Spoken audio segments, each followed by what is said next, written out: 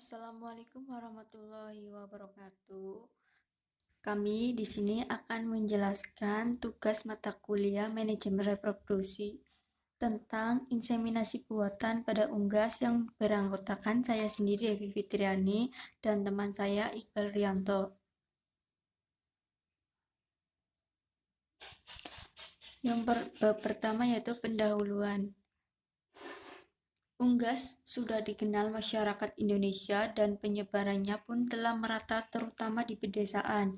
Perkembangbiakan ayam ini pada umumnya masih dilakukan dengan cara alami dan dibiarkan kawin dengan sendirinya, sehingga perbanyakan bibit baik untuk keperluan penelitian maupun usaha komersial masih terbatas.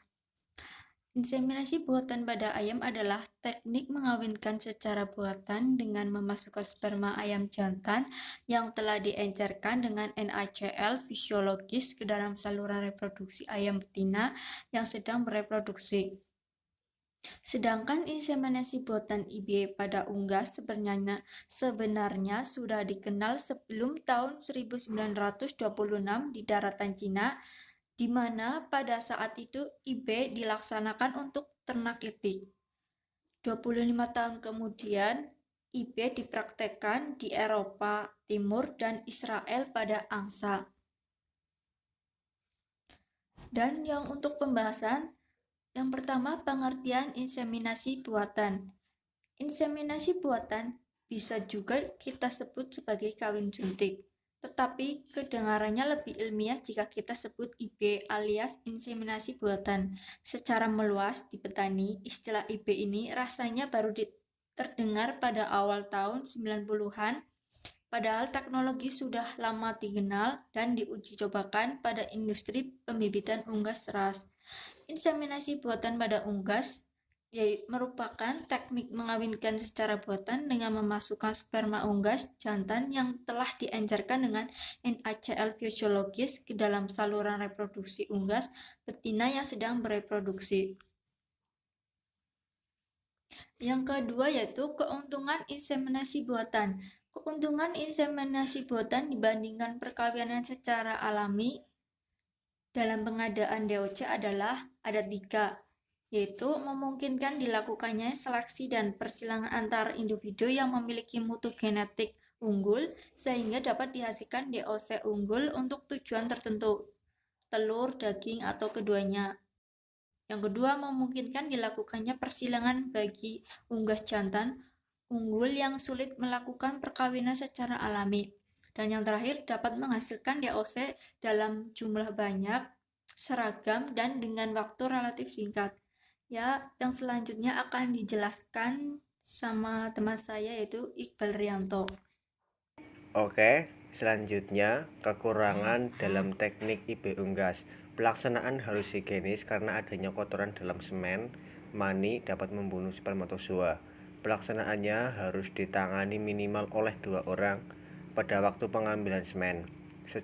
Seorang memerah, yang lain memegang unggas jantan. Pada waktu inseminasi, seorang menyuntik, yang lain memegang dan membuka kloaka induk.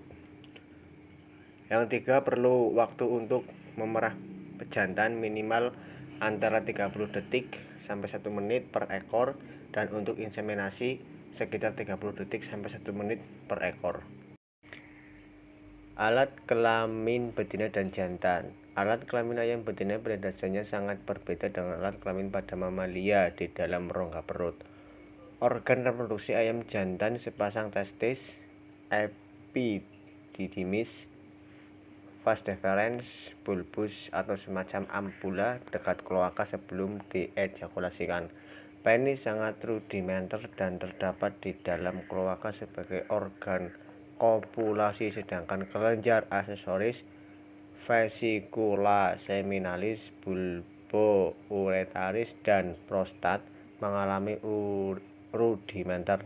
Alat kelamin betina, ovarium kiri, ovarium kanan rudimenter, ovidex dengan fimbriae pada bagian infundibulum, magnum, isthmus, sel gland, dan berakhir pada vagina yang sudah bermuara pada kloaka. Pelaksanaan inseminasi buatan.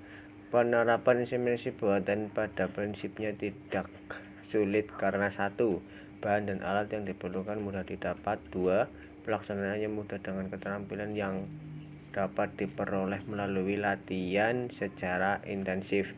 Tahap bagian pelaksanaan IB. Bersihkan kotoran yang menempel di anus dan sekitarnya dengan menggunakan tisu bersih.